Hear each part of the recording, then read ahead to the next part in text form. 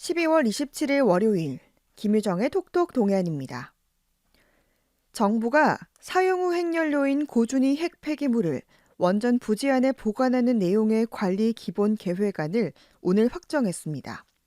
탈핵단체와 원전 소재지 자치단체들이 일제히 반발하고 있는데요. 경주환경운동연합 이상홍 사무국장과 자세한 내용 알아보죠. 국장님 나와 계시죠? 예, 안녕하세요. 네, 우선 오늘 통과된 고준위 방패물 관리 기본 계획안이 어떤 내용인지 설명을 먼저 해주시죠.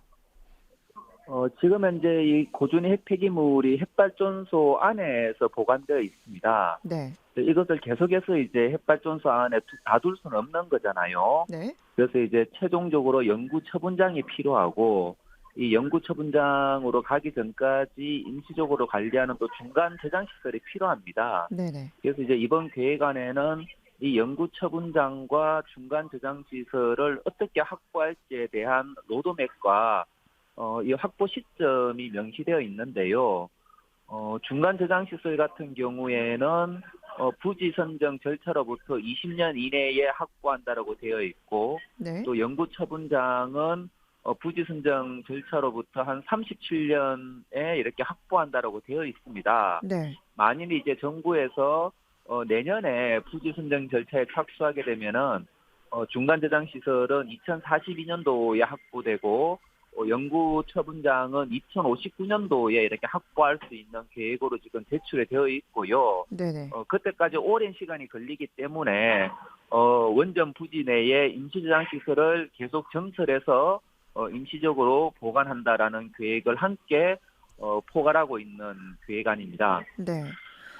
그러니까 이제 여기서 핵심은 사용 후 핵연료를 원전 부지 내에서 임시로 보관할 수 있도록 명문화했다라는 건데 이게 영구적인 핵 폐기장을 전국에 짓도록 합법화 시켜주는 거다 이런 입장인 거죠? 네, 그렇습니다. 이 계획에는 제가 이제 좀 전에 중간 저장 시설과 영구 처분장, 네. 그리고 이제 원전 부지 내 임시 저장 시설 세 가지에 대한 절차가 담겨 있다라고 말씀을 드렸는데요. 네네. 사실상 이제 영구 처분장과 중간 저장 시설을 언제 어떻게 건설될지 알 수가 없습니다. 정부에서 뭐 음, 20년 후에 뭐 30년 후에 마련한다라고는 하지만 네. 그렇게 봤을 때 핵심적인 사항은 원전 부지 내에 임시적으로 계속 건설한다라는 게 이번 계획안의 핵심적인 사항이고요. 네. 근데 이렇게 지역의 입장에서 봤을 때는 영구처분장이 언제 어떻게 마련될지 알 수가 없기 때문에 음. 사실상 이제 이 임시처분장이 영구처분장이 되지 않을까라는 우려가 아. 상당히 큰 것이죠. 네. 지금 이 그러면 탈핵 단체는 물론 경주를 비롯한 원자 소재지 단체들도 정부가 주민 의견 수렴 없이 일방적으로 추진했다며 반발하고 있던데 맞습니까? 예, 맞습니다. 과거에는 이제 이러한 문제에 대해서 이제 시민사회만 목소리를 내왔는데, 네. 이번 계획에 대해서는 시민사회뿐만이 아니라, 뭐, 부산광역시, 그 다음에 부산시의회, 또 가깝게는 음. 울산광역시와 울산에 있는 그 5개 기초단체하고 시의회에서 다 반대 입장을 냈고요. 네. 또 이제 영광군과 영광군 의회에서도 반대 입장을 냈습니다. 그뿐만이 아니라 음. 원전 주변에 있는 16개 기초자치단체로 구성된 전국 원전 인근 지역 지자체 동맹이라고 있습니다. 네. 여기에서도 반대 의견을 정부에 제출했습니다. 네. 지금 월성 원전의 경우를 보면 사용 핵연료 임시 저장도 포화에 이르러서 지금 맥스터를 추가로 짓고 있지 않습니까? 이 부분 어떻습니까? 지금 현재 7기를 추가로 건설하고 있고요. 네. 이 7기가 준공이 되면은 이 안에는 한 16만 8천 다발에 달하는 사용 후 핵연료, 그러니까 저 고준 핵폐기물을 보관하는 시설이 되는 겁니다. 네. 아마 내년 2, 3월경에 준공이 예정인데요. 저는 이것이 내년에 준공이 되더라도 가동을 해서는 안 된다라는 입장입니다. 음. 어, 왜냐하면 월성원전 수명이 얼마 안 남았습니다. 네. 2026년, 27년, 29년이 되면은 월성 2, 3, 4, 5기가 가동을 중단하거든요. 수명이 끝나는데 네. 문제는 이래 원전 수명이 끝나면 제일 먼저 하는 일이 사용 후 핵연료를 수주해서 꺼내야 됩니다. 네. 근데 문제는 이제 2026년, 27년, 29년 수명 마감되어도 이 수저 안에 있는 사용 해결료를 꺼내어서 보관할 장소가 없습니다. 네. 그렇기 때문에 맥스를 내년에 준공을 하더라도 그것을 그냥 가동해서는 안 되고 월성원전 수명 이후에 발생하는 이 사용 해결료를 어떻게 처리할 것인지에 대한 계획이 먼저 제출되어야 합니다. 네. 만약 그 계획이 없다라면은 맥스를 그러한 용도로 써야 되지 않나라고 저는 생각을 합니다. 네. 그러니까 계속해서 영구 처분장, 중간 저장 시설, 임시 저장 시설 이렇게 세 가지로 말씀해 주셨는데 예. 사실은 여기서 이제 사용 후 행렬로 임시 저장이라는 건 언제까지나 이게 임시이고 또 제대로 된 처분 시설을 만들어야 하는 건데 그런 입장에서 보면은 지금 이게 전혀 진척이 안 되고 있다라고 보시는 거네요? 예, 그렇습니다.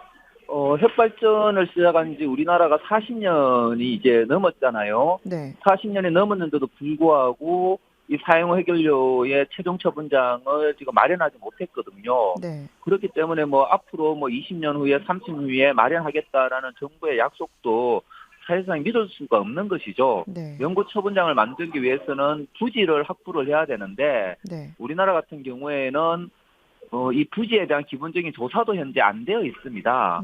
되게 단단한 안반이 필요한데 그것이 어디에 있는지도 지금 모르는 상황이고 네. 그러한 유리한 지형을 찾는다라고 하더라도 그 지역 주민들의 또 동의를 받아야 되는데 네. 그것이 되게 쉽지 않은 과정인 거죠. 네. 그래서 이제 핵발전소 지역 주민들은 사실상 우리 지역에 계속 이 폐기물이 있는 거 아닌가라고 생각을 하고 있어요. 네. 충분히 주민들 입장에선 그런 걱정을 할 것 같은데 이제 고준위 처분 시설 논의를 더 늦춰서는 안 될 것 같습니다. 근데 이번 정부는 이걸 지금 못했고 차기 정부로 넘어가게 됐는데 현재 대선 후보들의 입장은 어떻습니까?